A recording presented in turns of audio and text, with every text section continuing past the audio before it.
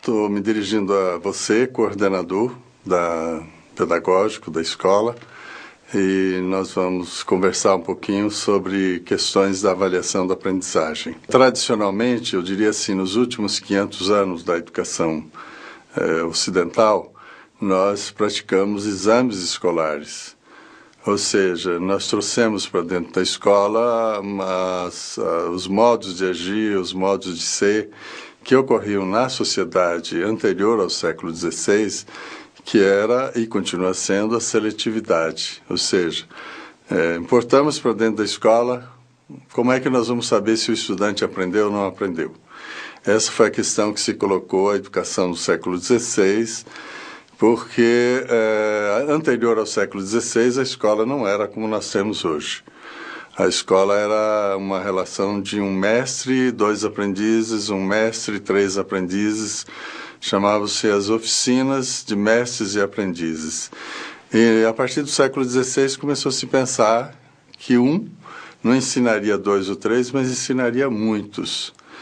E como se começou a pensar em ensinar uma quantidade relativamente grande de estudantes, e então a pergunta subsequente era assim: como que nós vamos saber se eles aprenderam? Para saber isso, se importou da vida social os exames que eram utilizados para seleção de profissionais, seleção de soldados para o exército, enfim, diversos âmbitos da atividade social. E se era seletivo, se esse processo era seletivo, ele foi importado para dentro da escola como seletivo. E então ficou assim: quem aprende, permanece. Quem não aprende, é reprovado. Ou quem aprende, prossegue. Quem não aprende, é retido. E esse modelo esse modelo seletivo, ele perdurou do século XVI ao século XX na educação ocidental. Qual que é a função da avaliação? A função da avaliação é garantir o sucesso em qualquer lugar, né? Na empresa, na experiência religiosa, na política, no nosso cotidiano, na família, em todo lugar. A função da avaliação é garantir o sucesso. Ela é a parceira de quem produz algum resultado, é a parceira no sentido assim, de encontrar o melhor resultado de um determinado curso de ação, né? Então, nesse sentido, todos nós apostamos no sucesso. Eu, vocês, todos os seres humanos, afinal de contas, apostam no sucesso, né? E a avaliação é a nossa parceira nesse sentido, não porque a avaliação ela produza efeitos positivos, mas porque ela é um diagnóstico que sinaliza: olha, os resultados que você obteve ainda não são satisfatórios, ou os resultados que você obteve são plenamente satisfatórios. Então, a função da avaliação é ser nossa parceira na busca do sucesso, na medida que ela sinaliza, né, que nós não atingimos ainda a qualidade que nós esperávamos estar atingindo, que nós desejávamos estar atingindo. Muitas vezes eu recebo uma pergunta assim: a avaliação resolve isso? A avaliação não resolve nada. A avaliação só pesquisa a qualidade do resultado. Agora, o que resolve é a gestão. Gestão significa aquele que administra alguma coisa para chegar num determinado resultado. Então, a avaliação diz assim: ó, o que você está fazendo, o produto da sua atividade ainda não tem o resultado que você deseja, você espera, e então você quer fazer o quê? Quer produzir o resultado que você espera, ou quer aceitar que o resultado não é satisfatório e permanecer por aí. Então, a avaliação, ela produz um indicativo, e a solução decorre da gestão, decorre da decisão e do investimento na produção do resultado que se deseja, que se espera, se deseja e se investe nele para a construção. Existe uma experiência na educação brasileira e fora do Brasil, que é o fracasso escolar. E nessa questão do fracasso escolar, nossa tradição, do século XVI para cá e nos nossos dias, é sempre dizer assim, quem fracassa é o estudante, né? Então, é o estudante que não tem desejo de estudar, o estudante que não aprende, o estudante que não lê, o estudante que se dispersa por outras experiências do dia a dia, do cotidiano, enfim. Ou então, até às vezes se amplia um pouquinho e usa alguns recursos sociológicos, assim, sujeito que vem dos camadas populares e camadas desfavorecidas da população, depauperados do ponto de vista econômico, financeiro, mas também cultural, eles têm dificuldade de aprender, então produzem um fracasso escolar.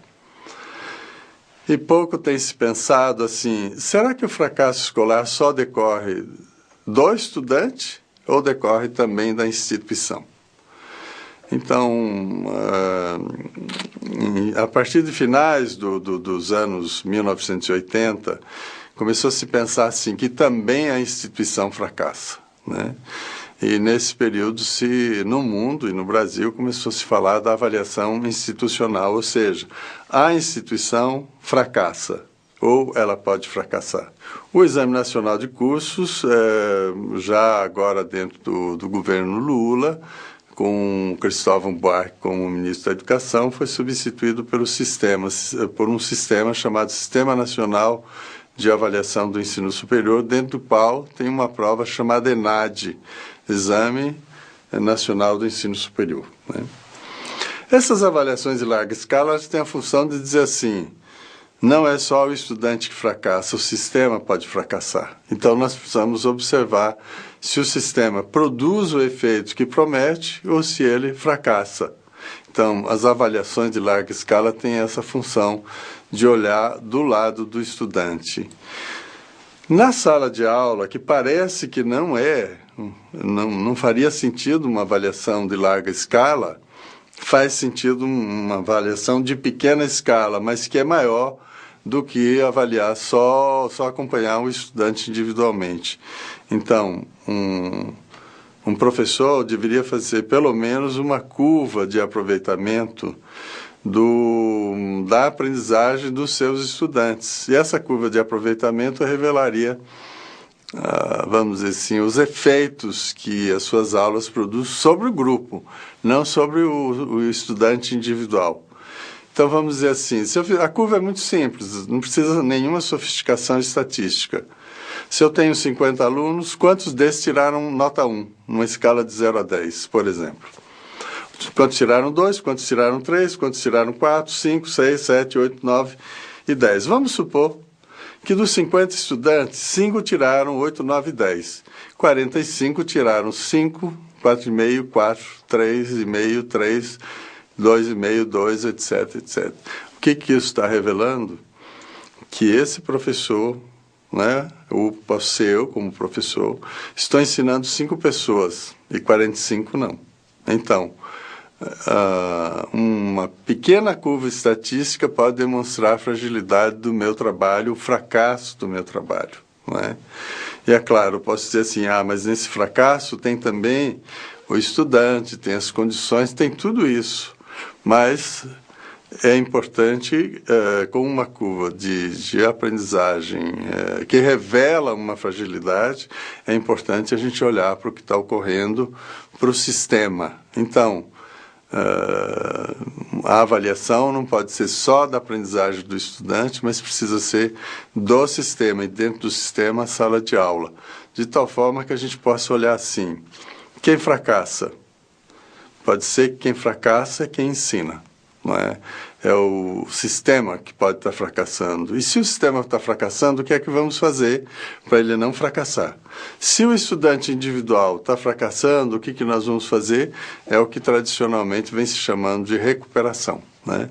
Então, são soluções do gestor para encontrar uma solução satisfatória no sentido de buscar um resultado positivo.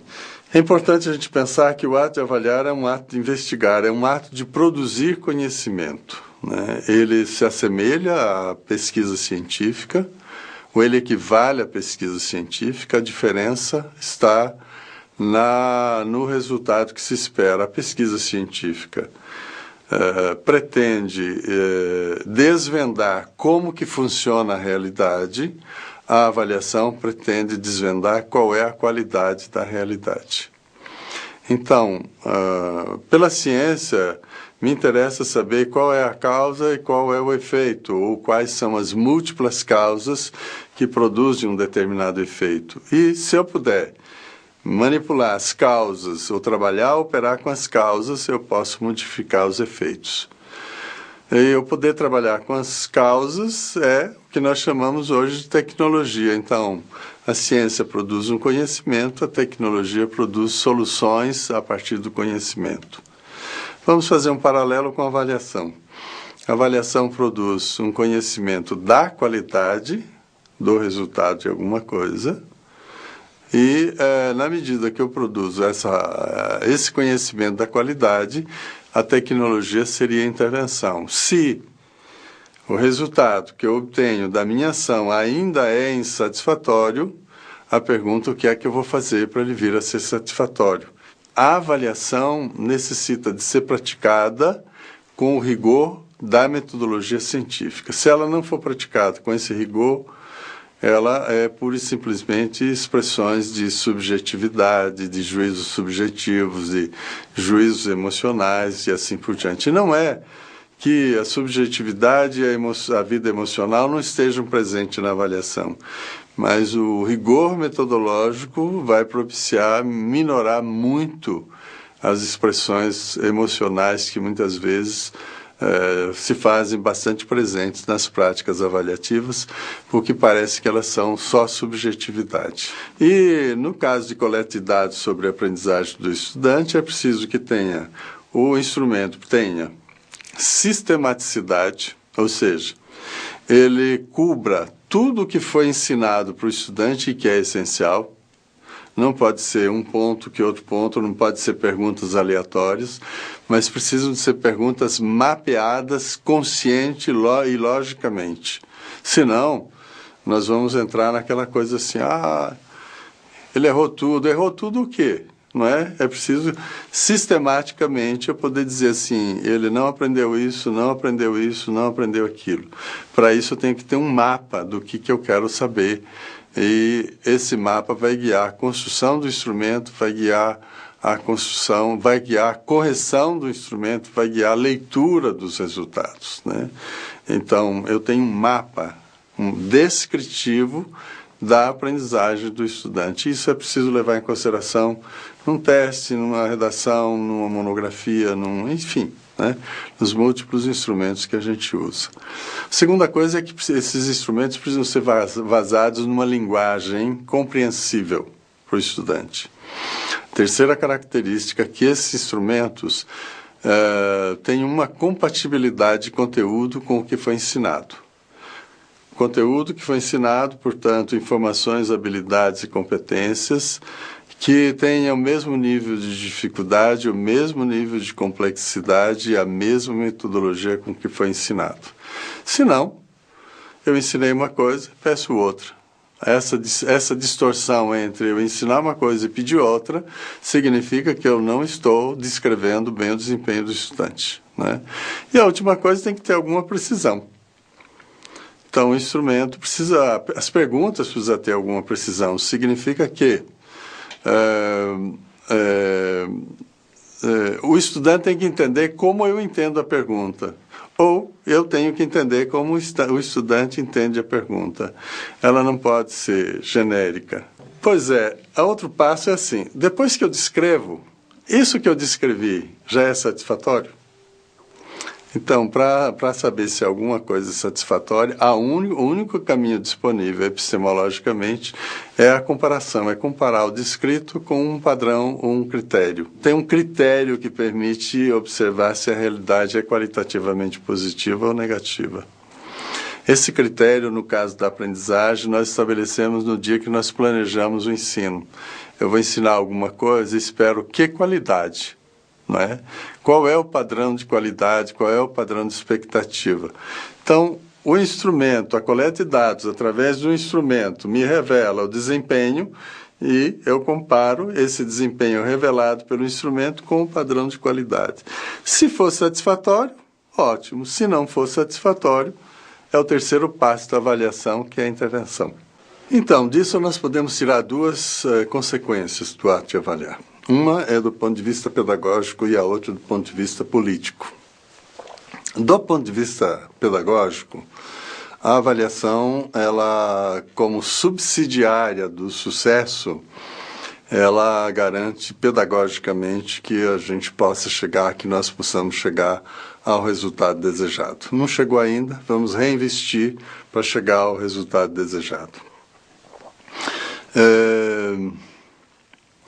Pedagogicamente ainda, a avaliação é inclusiva, né? Enquanto os exames escolares que excluem, que reprovam ou que retêm a avaliação, diria assim, olha, ainda precisa trabalhar mais para que essa criança, esse adolescente ou esse adulto aprenda o necessário.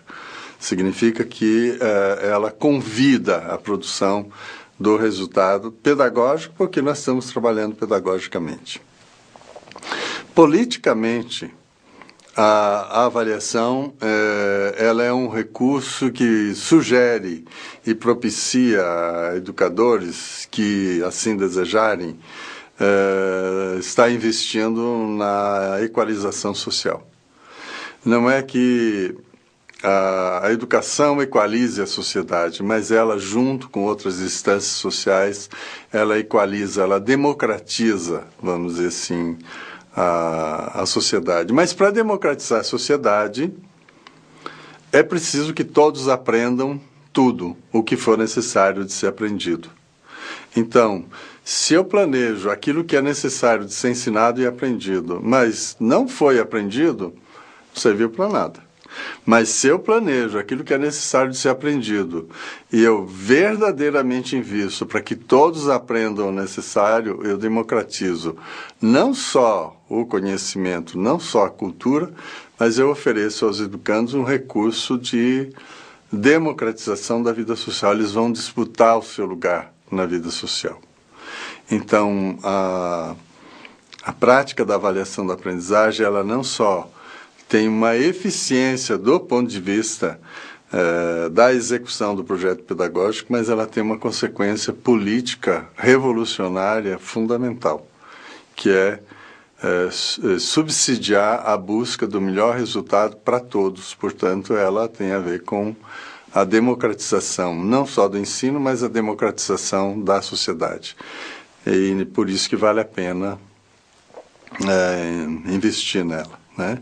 Eu agradeço essa oportunidade de estar aqui, agradeço a SM, essa oportunidade de estar aqui fazendo esse depoimento e esse contato com um coordenador, os coordenadores das escolas, e que se desdobrarão, acredito, se desdobrarão para os educadores desse país, né?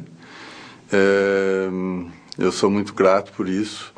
E desejo a todos vocês, desejo a mim, desejo a educação brasileira mais sucesso, né? Mais sucesso significa melhores resultados da aprendizagem dos nossos educandos, portanto, uma elaboração sociocultural mais significativa para todos nós. Muito agradecido.